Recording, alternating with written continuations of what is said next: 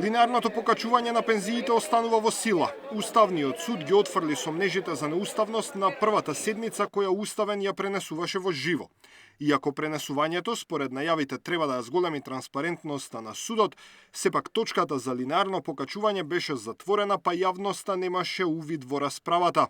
Изостанаа и детали како судиите одлучиле.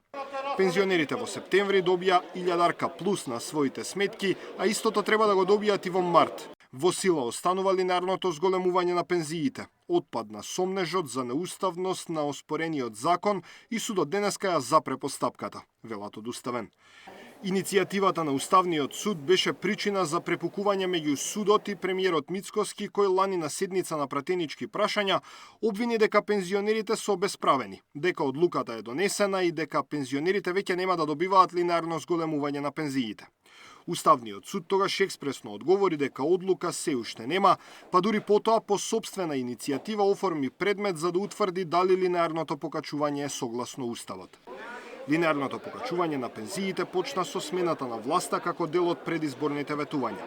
Откако ВМРО-ДПМН го презеде раководењето со владата, пензионерите во 3 наврати добија линеарно покачување од 6000 денари, а со мартовското ќе се заокружи на 7000 денари.